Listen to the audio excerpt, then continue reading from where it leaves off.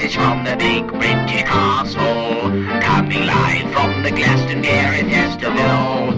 We're inside a special area with great big walls, so the weirders and the hoolies can't get through to go to the loo. A lot of bad language in that track there that was removed by the bad language police. Quite right, too. For an artist called Jamie T, he doesn't have trouble with his T's. No, he was not pronouncing any of There's his no T's. T's in there. He's annihilated all T's. What's the does settle? Settle Jamie. is There's the a T word. in there. You know? Hey, listeners, welcome along. We are coming to you, like most other shows from Six Music this weekend, live from a major music festival that happens in Somerset, called Glastonbury. We should say who we are as well. Yeah. Because this is not our normal slot. You're right. Sorry People to might use be the word confused. slot, but it is now Indeed. after the watershed, so that's fair enough, isn't it? Yeah. My name's Adam Buxton. My name's Joe Cornish. Together we form a duo called Adam and Joe. Yeah, an amateur radio presenting duo called Adam and Joe. We won a competition to be on the radio. Yeah. We're really excited. This is our first time. Yeah, I'm very nervous. You know what? I am unusually excitable because there's a palpable atmosphere here. I mean, it might be to do with the millions of people and the amazing bands and the flags and the fact that you've had 2 pear ciders. Yeah, the fact that I've had half a cup of cider. I've got a really low alcohol tolerance, listeners. This is genuinely true. That's true. You're not a big boozer, I'm are you? not a big boozer. I had half a cup of cider. He's absolutely out of control. I've been on the moon for most of the He's afternoon. gone totally mentile. Amazing. But listen, folks, let me just paint a little aural picture for you right now. There's a big orange sun, an Apocalypse Now style sun that is just dipping down behind the OB van. Our outside broadcast van, where we are currently sat, is right next to the pyramid stage. That's the big main stage here at Glastonbury. The specials are just about to finish their set. And in about 45 minutes, I think Neil Young will be on stage. The specials have played a blinder. They are sounding great. Yep. Hit after hit. Bang, bang, bang. Body blow, body blow, body blow. Ooh. Ghost Town. Do Nothing. Smash. Rudy, A Message to You. Wallop. You know, and they are having a good time out there. Having a good time. He doesn't look absolutely perky. The man, what's his name again? The lead singer of the Specials. Terry Hall. Terry Special. He's not, like, chuckling and telling jokes or anything like that. We've had this discussion before. We have. And he's not, like, got a special chuckly persona for Glastonbury, but they are really playing a good gig. Even out the there. BBC security men were bopping along They there. were tapping the gates and there. they're hardcore individuals. They really are. They don't take none. No. And they were bopping along. There were a couple of little children, I would say about 5 or 6, and they were stood on some crates or something, and they knew every single moment of the special song. They were they were miming to all the horns and stuff like that. They must have a dope dad. They are groovy, aren't they? Yeah. I mean, what kind of people are they going to turn into when they're Very 25? good people. Good people. Yeah. That's right. They've been well raised. Listen, we're going to play you a bit of music now, listeners. This is from the Fleet Foxes performance earlier today.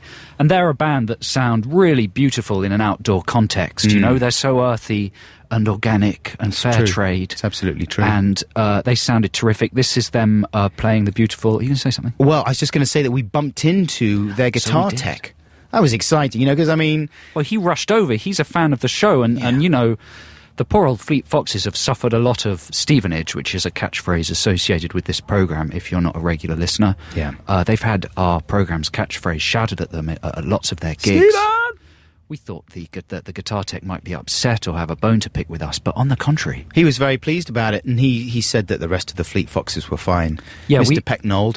And he said that... Well, I made him a little offer. I said, look, if it ever gets too much for the Fleet Foxes, because he was saying they had one in Paris, they got Stephen in Paris, it's happening internationally. We said to them, if the Fleet Foxes ever get genuinely annoyed by it, we will issue a command to our listeners to cease and desist. Cease and desist. But anyway, they're all off to see the Animal Collective playing, but we're going to play one of their tracks, as Joe said earlier on, and this one is... Mykonos. Well, thank you. Yeah, it's all right. Welcome, you're welcome. That sounded extraordinarily similar to the CD, didn't it? They sound like girls.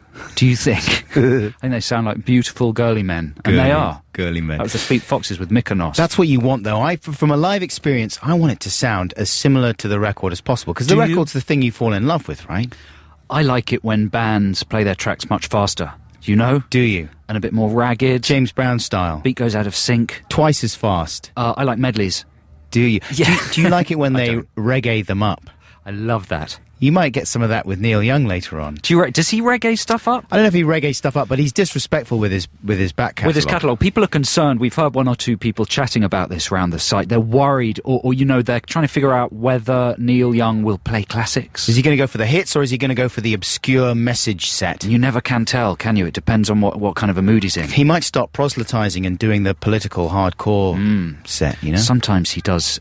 He can't finish a song. Mm-hmm. His endings go on forever. Yes. Endless fills. He loves very long guitar solos. That's good, though. It's good to toy with the fans. Keeps them coming back. Is it? Yeah. It's a marketing ploy. That's what it is. He's figured it out with his marketing men. He loves to toy with the fans. He has long marketing meetings. He keeps them coming back. All he's interested in is maximising revenue. He loves to... Would you say it's also true that he loves to disappoint the fans? That also keeps them coming back. He loves that. Hey, listeners, if you've never heard Adam and I before, we're not serious about any of this stuff. At least I'm not. No, we're not equipped with any actual facts, except I've got a number of extraordinary facts about Glastonbury for you right now, in a similar vein. Are you ready for these? I don't think I am, but do it anyway. All right, here's the Glastonbury Facts jingle. Where have you got... Prepare to receive Glastonbury Fact. Here it comes now. All right. Now, when you were just about to ask me where I got these facts from, right? Yeah, I might withdraw that question and let's just have the fact and I'll make my own judgment. All right, I'll tell you where I got them in a second. Here's Glastonbury Fact number 1. Did you know that the photograph of the Pope seen on the popular T-shirt, I like the Pope smokes dope, was taken in the Healing Field in Glastonbury in 1983? That was the year that the festival headliners were Laura Branigan and Jimmy the Hoover. I did not know that. Did you not know? I didn't know that. Are you going to ask me where I got these facts now? No, I'm not going to ask you. All right, you ask me later on then. I know where you got them from. Did you know that a typical Glastonbury produces enough mud to fill 12 large fields at a music festival? That's unbelievable, isn't it? I didn't know that, but I could have worked it out for myself. 12 large fields, that's unbelievable. It's less surprising than the Pope one. I mean, that's a real bolt from the blue. I was surprised. Yeah, when I read that really one. Remixed my Can head. that really be true? Can it? Well, it I like must the be. Pope smokes dope. That was actually taken in the Healing Field. Is that really true? How about this? The Specials, who played tonight, who are playing as we speak at the in the Pyramid stage, the Specials only agreed to play the festival this year after being promised that the film Ghost Town, starring Ricky Gervais, would be dismantled and all the parts buried in lead-lined caskets shaped like Taya Leone. I mean, that seems unbelievable, doesn't it? It does seem unbelievable. But how do you dismantle a film? Well, this is the thing. Are you sure that's not just a typo? I mean, you'd have to go back and de-shoot it. You'd have to go back and de-shoot, and this is what they're having to do. You'd have to stage all the scenes again, backwards. Right. And you'd have to run the film, the negative, and re-expose it and blank it. Yeah, you have to ask Ricky Gervais to stand down. You have to ask all the people that saw the film never to speak of it again. What a huge sacrifice, because that's a really good film. Well, you know, it's a fun romantic comedy, it was the only way that they could get them to do the slot on the Pyramid stage. Wow. What brilliant facts. I found them. I'll tell you where I got them. I found them. In a toilet? In a toilet. But it was a nice toilet.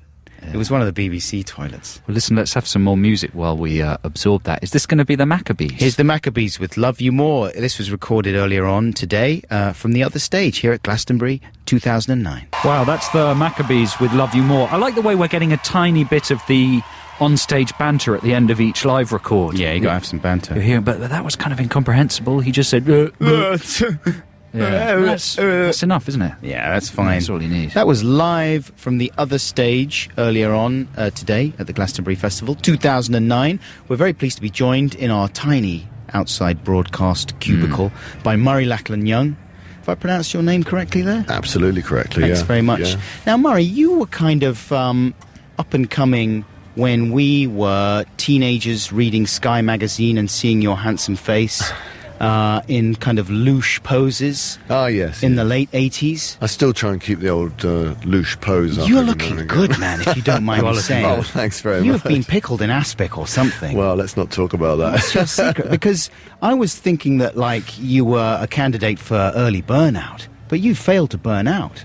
Well, No, I did burn out. Did you? Yeah, that's probably why I'm still looking so fabulous. Yeah. Because I burnt out and then went and lived in a wood for 5 years. Did you? Which wood? Yeah. It was in Sussex. It was called, yeah.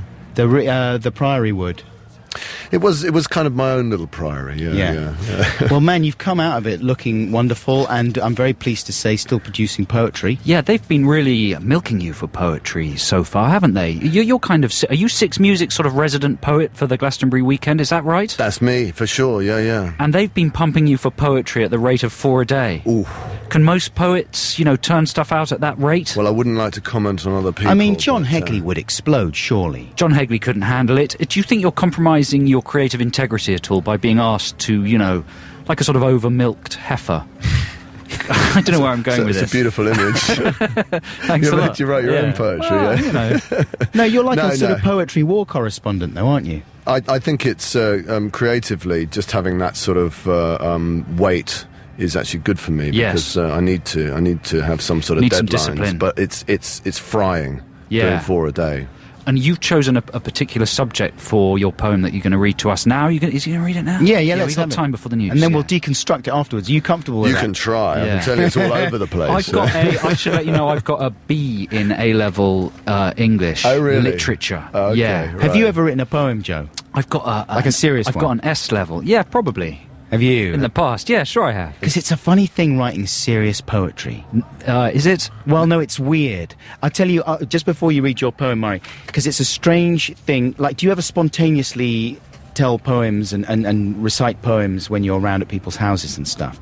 Presumably people ask you to do that a lot? Well, back in the time when you were talking about, I would do it for sure, because I was on the hustle to get people to listen to me and make friends and influence people. But now it's I try and avoid it at all costs. But I think, I went through a period of trying to avoid it at all costs. But now I think I'm my sort of the ego situation is calmed. Yeah. So if people say, "Would you give us a poem?" and you say, "Oh no, I couldn't possibly do that." And it's a bit, So I say, "Yeah, sure." Yeah. But people tend not to ask too much. And do you get the other thing when people recite poems to you, their favourite poems? Oh yes. That happens on a very regular basis. I find that weird. Someone started reciting Dr. Seuss.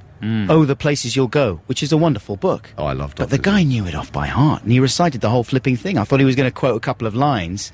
10 minutes later, we're all sat there nodding and smiling and going, yes, we read it. That, how was it for you? It was odd. Everybody knows one poem, though, don't you think? Yeah. Like, everybody's got to know one poem. Which is your one that you know? Oh, an English airman... Oh, man, I can't remember it. I've gone blank. I would say you don't know it, then. W.B. Yeats. Just busk it. I know that I shall meet my fate somewhere among the clouds above. Those who I fight I do not hate. Those who I guard I do not love. My country is... Oh, man. But that, that's not bad, is it? No, that was First good. couple of lines. I used to know the whole thing. Under pressure, I could come out with the whole thing. I only know This Be the Verse by Philip Larkin, but that's got the F-bomb in it, so I can't say that. They flip you up, your mum and dad. But listen, Murray, would you please do us the honour of reading the poem that you have composed for this occasion? The sunset poem, the final piece of the day, and this is it, okay. The setting summer sun returns and thoughts of mad monsoon may fade. Collective thanks must turn in humble praise to you, O rubber welly boot. O stalwart of the muddy field, protector of the glassed-o foot for honesty, grooviness, and keeping it real. Oh, the flip-flop is fine, but you are divine. You give such an option to tweak and refine. You come in a deluge of colourful colours and patterns and petals and proud polka dots. You stand like a rock at the base of a look. You're practical stoic and suddenly sexy, and girls just seem to absolutely go crazy about you. Sexy? A welly boot? Why, I hear you cry? Because. It's simple, you see. Because out of the boot comes the shape of the calf, and onto the calf goes the long woolly sock, and the long woolly sock goes up to the curve of the knee, and the curve of the knee meets the curve of the thigh, and the curve of the thigh can go ever so high till it meets with the edge of the frayed miniskirt. But that's not the point. The point I'm trying to make is, I dare say that soon your work now will be done, and we, fingers crossed, may return to basking sun-kissed in the summer sun. And even then, people will cling to you in silver, pink, and deep metallic green. So thank you, quiet, cultural, crossing icon. Thank you for just being you. Thank you for keeping us dry, O welly boot, as we drift on the raft of this Glastonbury dream. Wow. Thank you very much, Murray. That should Good stuff. That should incredible. Be etched on the hillside at Glastonbury, because the welly boot that should be the symbol of the festival. But you're right about the welly boot and the way it sets off the lower leg. and it provides a sort of animalistic stance, sort of gives you a touch of the centaur. Do you know what I mean? There's something fetishistic going on. There is, isn't it? There is, yes. I prefer a thigh boot myself, as you can see. Well, we should let you know, listeners, that Murray is wearing the most extraordinary waders, I'd call them. They go up to the centre of the thigh, and frankly, they're overly sexy. Wait till you see the gold lame thong. Come on later. I will wait. I'm waiting. It's like having Lord Byron in mud-spattered waders right here with us. Folks, thank you so much, Murray. Yeah, that was brilliant, Murray. Well done. Thanks for having me. Just gone 9:30 here on BBC Six Music at Glastonbury. It's time for the news. That's Neil Young with Harvest Moon. He's coming on stage here at Glastonbury in about 20 minutes. That's when he's scheduled. You know, I can play that tune pretty well. You can, can't you, Juan String? I forgot about that. I've got a Neil Young chord book. I can't read music, but you know those books where they just do the dots? Sure. And you put your fingers where the dots are? Tabs, yeah. Yeah. I sing it along, and then you can do the strummy bit, and then you can go ding, ding, ding, ding. You're quite good at the voice as well. Well, you just have to do sort of Kermit, don't you? A high falsetto voice. Yes. Go on, you do yours. I couldn't possibly do it. It would be too moving for the listeners. It really would. You'd be in tears. I've had half a cup of cider. I can only just hold it together as it You'll is. start weeping. Get me a guitar. Maybe I'll do it at some other point on the weekend. That's a promise. Joe said that we were going to go completely up, because we're doing a show tomorrow, right, listeners? We're on from 11 until 2 tomorrow morning on Six Music. And then we're on again for the same show that we're doing tonight. Yeah, tomorrow night. this is called our Sunset Show. Sunset show. Sunset Show. Yeah, we do Sunset every day. Right, That's the deal. We're Sunset guys. And so our plan tomorrow is to go completely mentile after the... After the 3-hour show. Yeah, after the 3-hour show, right? Yeah. Because we've got jobs to do. We've got to go and do the Red Button coverage. It's very exciting for me and Joe. We've never been on TV before. And they are offering us... not proper TV, but the red button. And the red button's a big part of most people's lives. You Definitely. know, everyone's finger is always hovering over the red button when you got your remote there. You're sort of, I wonder what's on the red button.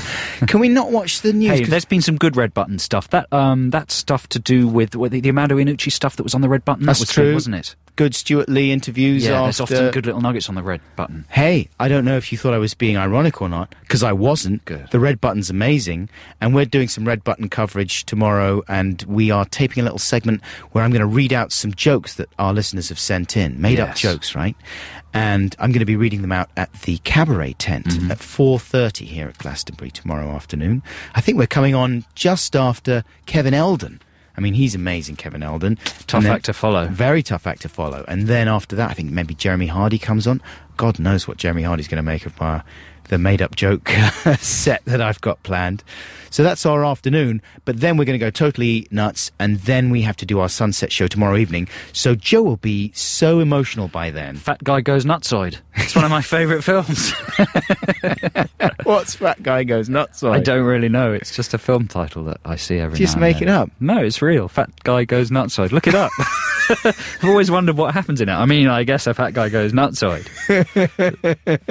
Fat Guy Goes Nutsoid. Yeah, That's on my must-see list yeah, now. Sounds good, doesn't it? So what I'm basically building up to is saying that maybe tomorrow on the Sunset Show we can find a guitar and you can do your Neil Young.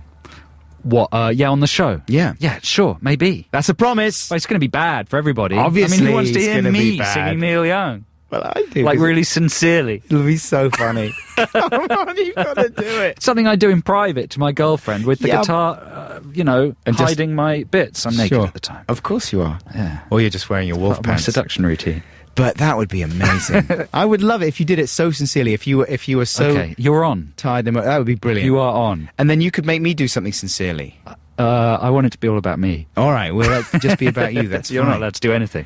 Well, we should listen out and see if Neil Young plays Harvest Moon tonight, because he may just mess around with it completely. He may get me on. He might be listening to this. Ladies and gentlemen. Ladies and gentlemen, I was listening. Ladies and gentlemen, I was listening to a program earlier on this evening on Six Music. Wait, we see a great big fat person, and it puts the lotion in the basket, and Joe Cornish was on there. He was saying he could play Harvest Moon. I'm gonna get him on to play for you, ladies and gentlemen. Can you imagine the response in the crowd? And put some lotion in a basket. That's what it's going to be like when Neil Young comes on. Music time right now, ladies and gentlemen. Here is a track that was recorded earlier on today at Glastonbury. It's Regina Spektor, and this is called Fidelity. I'm pretty sure they're not taking good care of themselves.